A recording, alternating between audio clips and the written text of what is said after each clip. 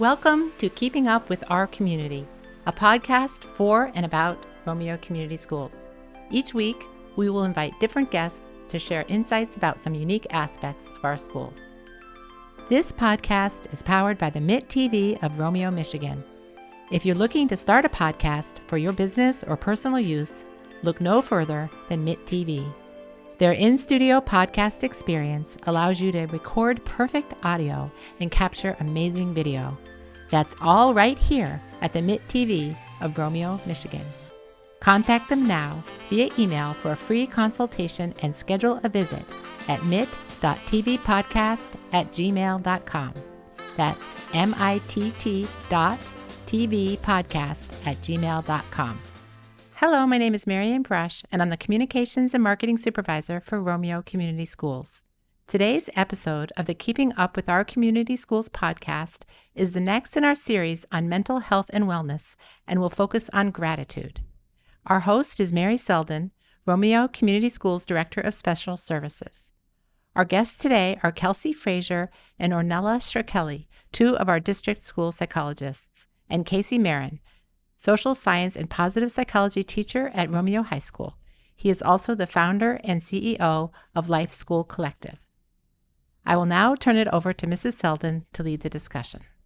It is my pleasure to be hosting this episode of Keeping Up with Our Community Schools podcast. After reviewing feedback in our last climate survey, parents asked for more resources on mental health and wellness strategies. Our goal is to continue to create more resources on those topics and others to help students, parents, and staff in our community.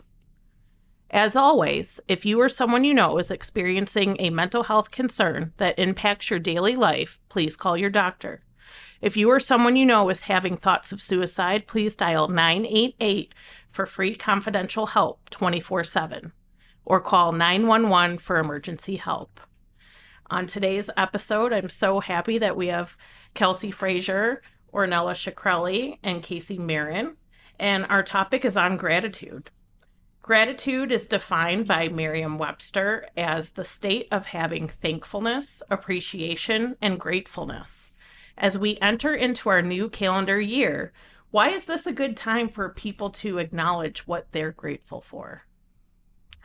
I just think that a big part of understanding what you're grateful for, leads to good things with mental health, building resilience. We talk about building resilience with students and ourselves when we kind of coach our brain to kind of focus on the positive versus the negative.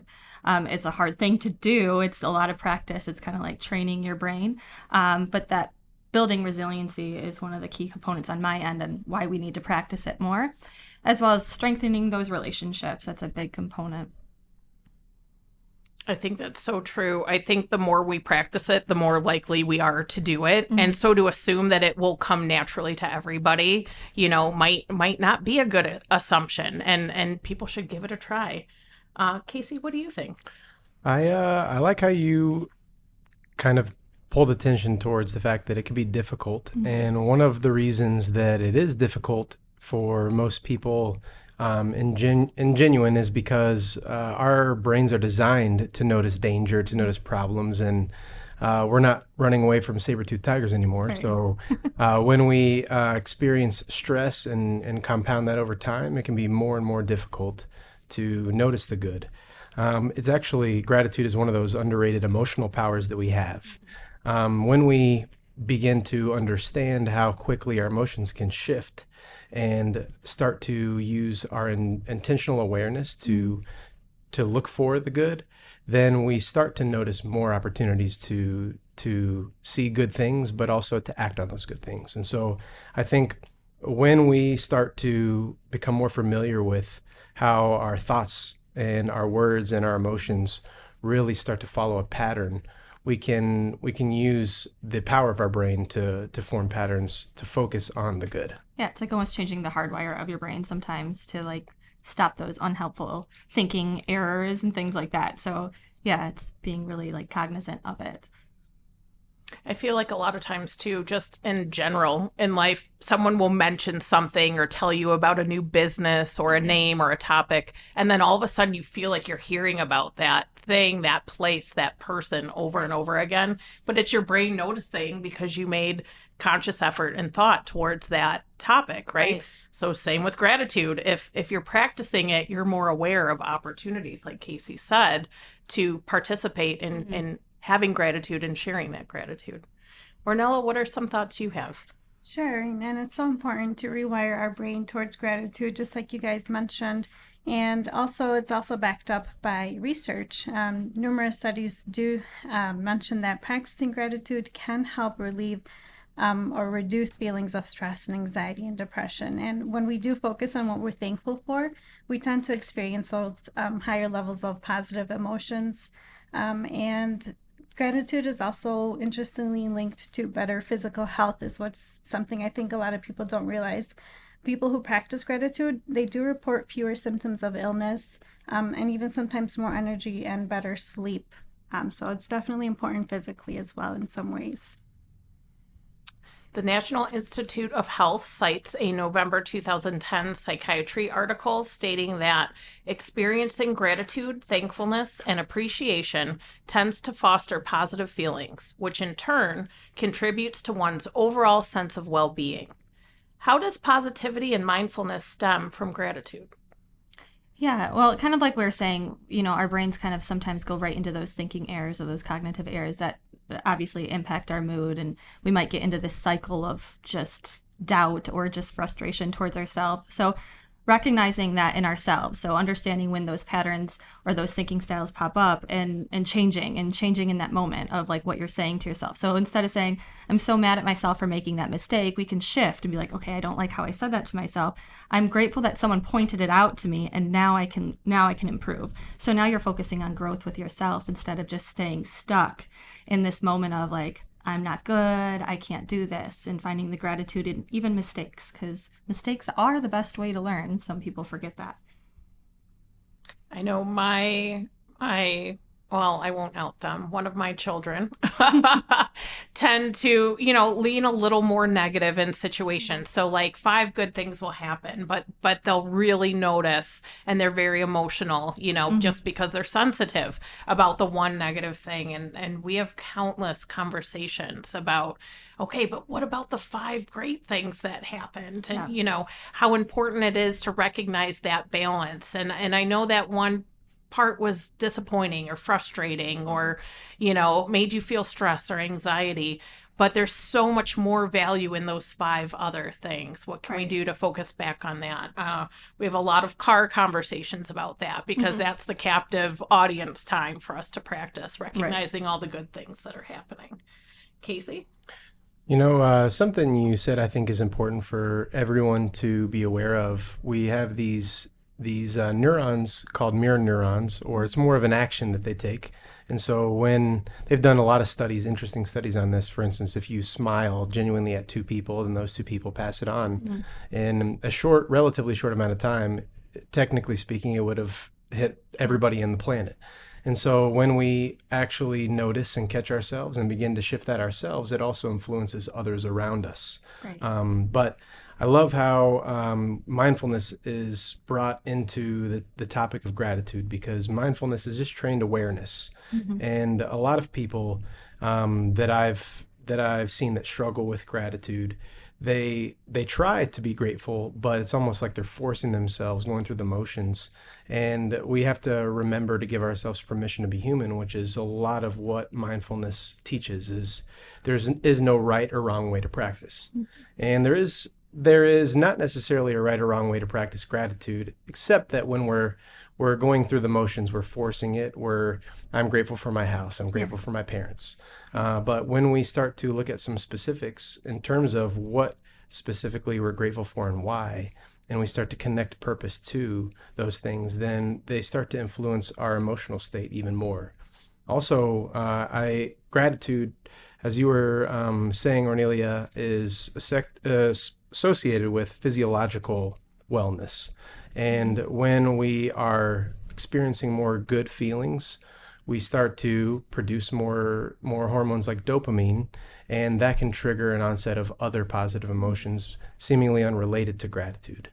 And there are small, simple ways to practice, but like you said as well, Mary, that we can take small moments like car drives to start a conversation around it. And the longer we talk about it, the more we start to actually feel and connect to those positive emotions like gratitude. And I love how you brought up mirroring the mirror neurons, just because I think when you have kids, they kind of out you too. Because if you are in a state of not feeling gratitude or that mindfulness and understanding having your own awareness, your kids will expose you in the sense of their tolerance looks like your tolerance. And they'll start to, I'm like, oh my gosh, is that what I sound like? I need to reflect. So sometimes even like if you're a teacher, your students might show that, like, you're like, oh no, like I need to change how I'm doing this because you're mirroring me and I don't want you to mirror that behavior or that action or that thought process. So I think that that's really accurate in thinking about, because I'm like, yeah, I've been outed a few times over the weekend with my kids. I'm like, that's what I sound like? No. So I think that was a really important topic there. Yeah, definitely. That you guys said everything so beautifully with the mirroring neurons and the mindfulness, and it's just so important to think of those things. It does boost our empathy, and it does reduce those negative emotions like envy or resentment. And when we're in that state of positivity and mindfulness, it just helps us to be positive ourselves and spread that positivity. Just like you mentioned, when we smile to others, they instinctively smile back, and what could be better than just to keep it going? For sure. And also, I wanted to add too, if listeners don't or have never heard of the term neuroplasticity, it is the fact that our brain is always changing and can change.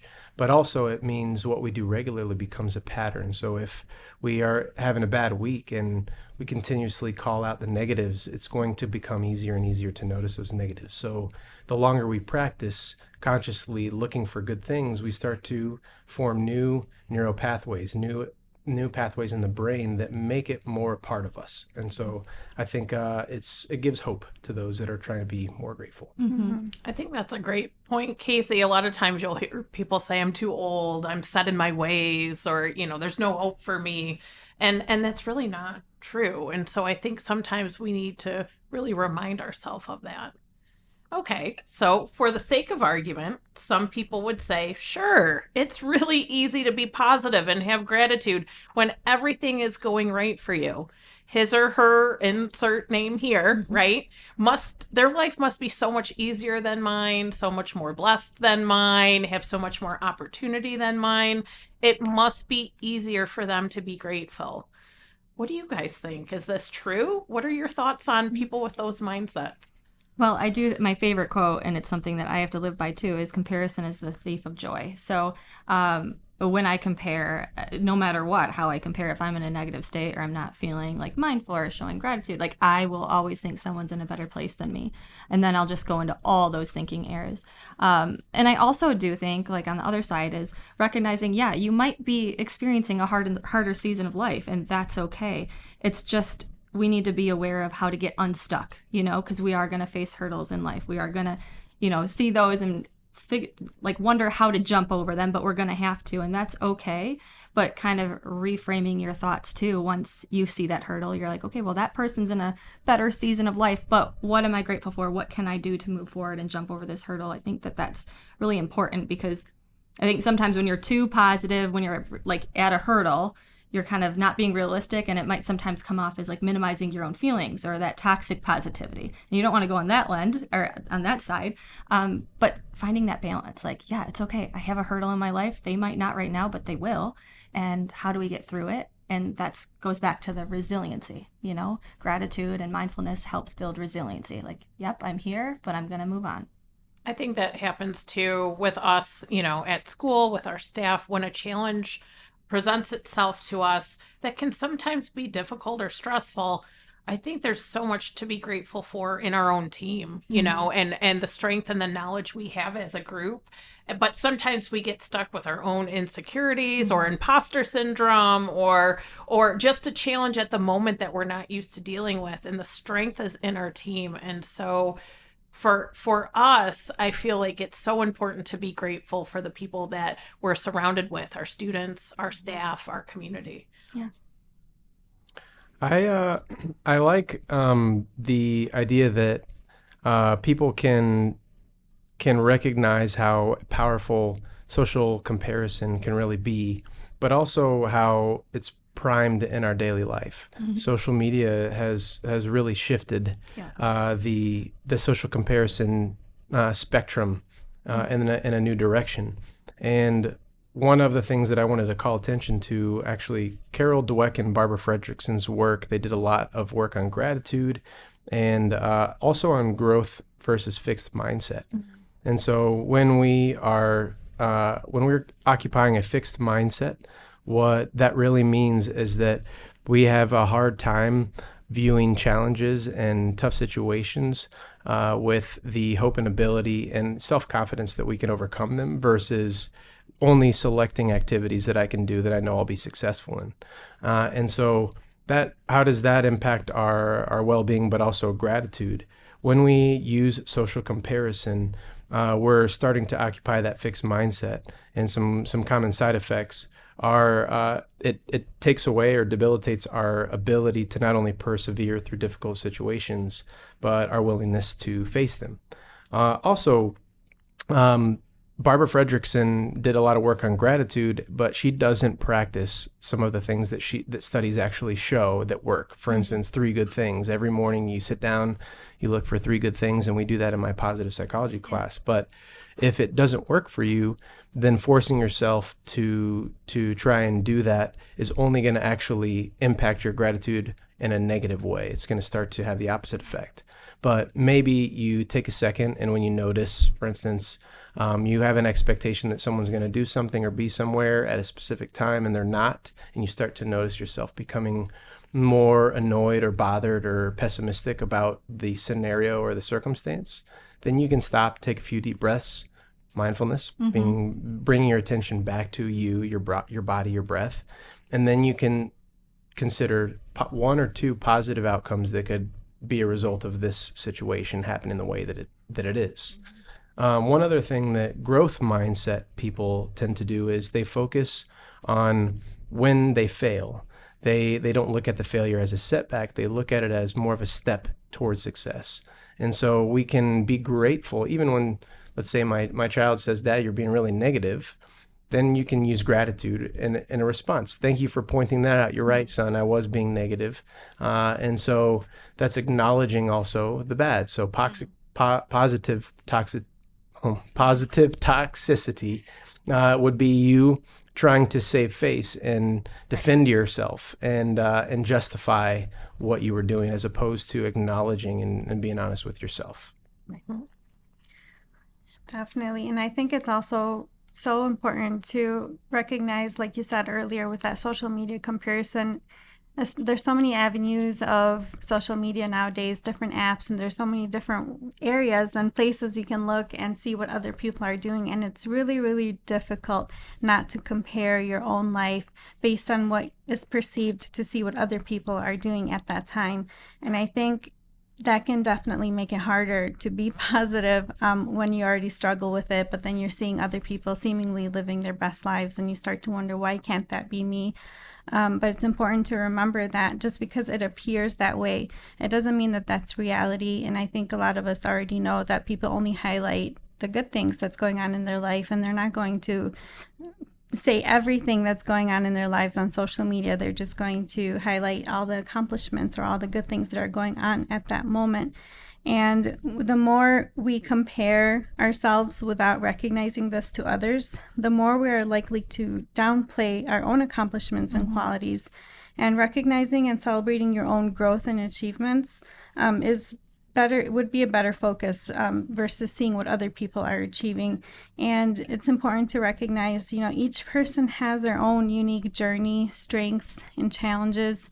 And we are not meant to live the lives of others. We're meant to live our own life, and that's going to look different than the people in our lives. And it's important to celebrate our life and what that looks like at that moment, because other people might be perceiving as your life is better than theirs. It can go back and forth. It can be a little pointless to look at other people's lives, is what I'm trying to say, and instead turn that focus back onto our own selves and say, what are my accomplishments? What am I proud of? And where do I want my life to go from this point forward? It takes up extra capacity that you shouldn't have to waste time on. Like, you want to use the capacity, to focus on you and be mindful versus that cycle of just always trying to get something that might not be accurate. Sure.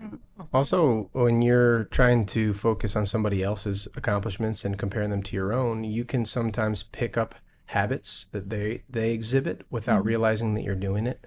And then you start to change who you are naturally or authentically, making it more difficult to really get in touch with how you truly feel about a situation. What are some ways that students, parents, and staff can practice gratitude and positivity? What are some examples from preschool age children all the way up to adults? So one of the things that I do often, especially for like the younger kids, is that those thank you pictures. I always even tell my own kids, like, if you have a moment in the day where you just shared a really cool moment, or you shared something that just made you feel good, is draw a picture for your teacher, for your friend, for your mom or dad, or, and just letting people know the experiences that you're grateful for, because then that way it kind of goes back to that makes you feel good, that makes them feel good, that brings awareness that their actions are doing good, and just highlighting the positivity, and understanding that your body feels really good when you highlight those things. I actually love that because it gives them two chances to express gratitude. Right. Drawing the picture and then sharing it with whoever they're going to give it to. It's their awesome. moment to relive it, and just, show the little things, that little things really do matter. I think another big thing, like for adults and older kids and older students, is understanding your own thoughts and feelings and understanding your own patterns, as we were talking about. So for instance, like, I often find myself falling into like the all or nothing thinking. Like, if I make a mistake, or even being too overly sensitive, if someone gives me one piece of critical feedback, which, I know in growth mindset, critical feedback is key to growth. But in that moment, I will catch myself just saying, I can't do this, I'm not good enough. But now that I'm aware of that pattern, I'll catch myself and I will change it up, and I will change my way of talking to myself. So it's like, once you're aware of your patterns and your faulty thinking, then you can really change your own habits, and then you can kind of coach your students, your kids, or anybody on how to do that. And I think that that's sometimes really hard, because your brain, as we talk, sometimes is hardwired just to kind of go to that, default thinking of like, ugh, dread. And it's, kind of hard to go back to that positive. Casey, what are some thoughts that you have? How can kids and adults practice gratitude and positivity?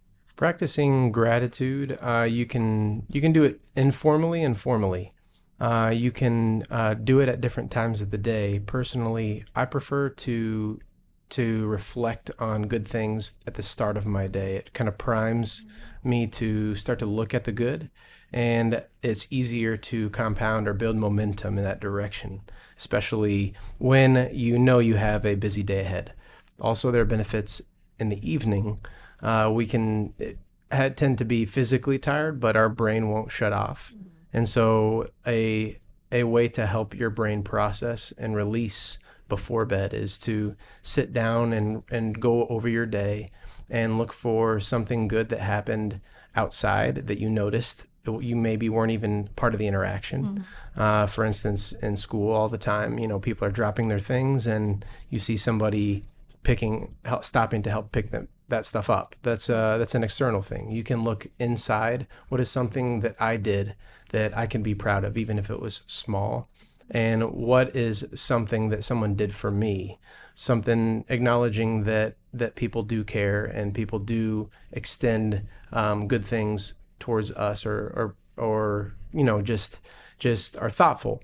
Another interesting study by Jeffrey Schwartz, it talks about how we can change our brain, how we can go through that process of rewiring it.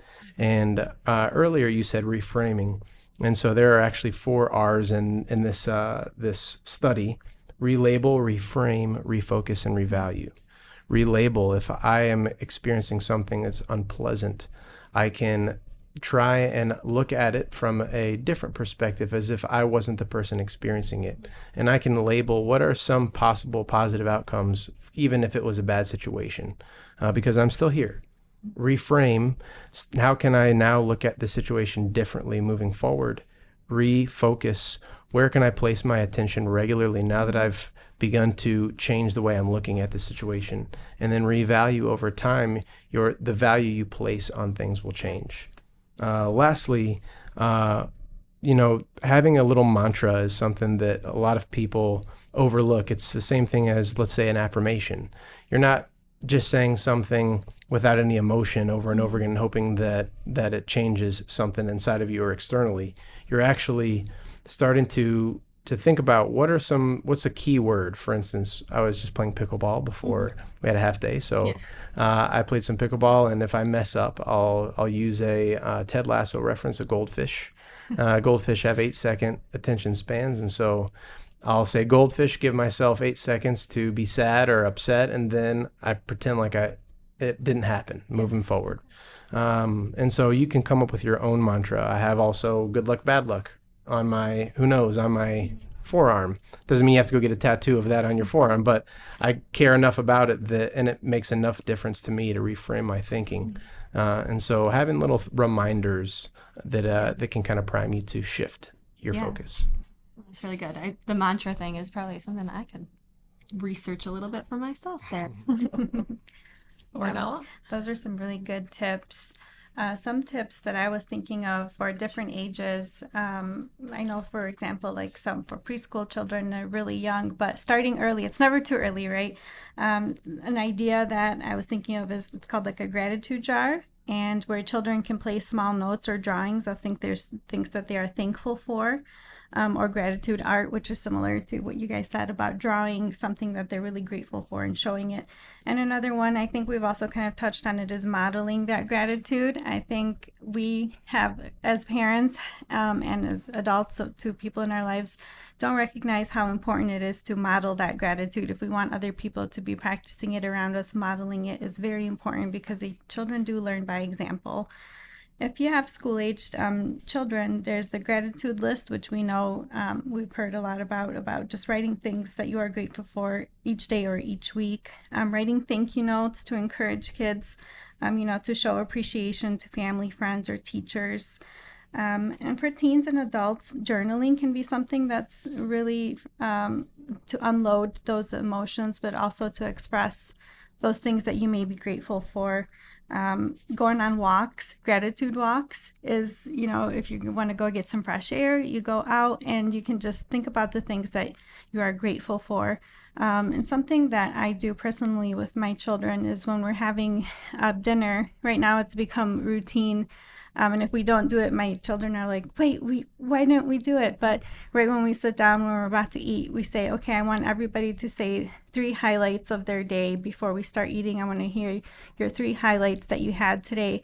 And especially my younger ones, they really look forward to it because they want to share with everyone at the table those 3 things. Sometimes it's silly, funny things, and that's okay. There's no rules. I just want them to say the 3 highlights of their day, just to kind of reframe our conversation that's going to take place while we eat. And if we don't do it, they wonder why. So that's how I can tell that they're looking forward to it and they enjoy it as well. I think those are great points. I think a lot of times too, whether it's a new parent or a new educator, we don't always think to vocalize our thoughts to help model. And we think sometimes our actions speak for themselves, and sometimes they do. But we think that everyone can just pick up on how grateful we are or the thought process in our own brain.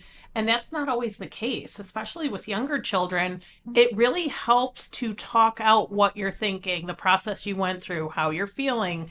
And taking that moment in the car conversations or before bed or when you're making morning breakfast, to have those with your kids, I think is everything, because sometimes they just need that framing and that noticing of, wow, I can think differently, and this is how they do it. Now, do they have to do it that exact same way, like Ornella was saying? No, they can make it their own, as long as it gets them thinking and helps them to be grateful and mindful. All right. Thank you so much, Ornella, Casey, and Kelsey, for being here today and sharing your knowledge. We are incredibly grateful to MIT and Romeo Community Schools for helping us share this information. We will have additional mental health and wellness podcasts about once per month during the school year. Well, thank you all for joining us today. In keeping with today's theme, I'm grateful for all of you for taking the time to share your insights with our listeners. Up next, we will revisit our annual theme of purpose with a focus on building purpose through the performing arts. Thank you for joining us, and tune in next week to keep up with Romeo Community Schools. This podcast is powered by the MIT TV of Romeo, Michigan. If you're looking to start a podcast for your business or personal use, look no further than MIT TV. Their in-studio podcast experience allows you to record perfect audio and capture amazing video. That's all right here at the MIT TV of Romeo, Michigan. Contact them now via email for a free consultation and schedule a visit at mit.tvpodcast@gmail.com. That's mitt.tvpodcast@gmail.com.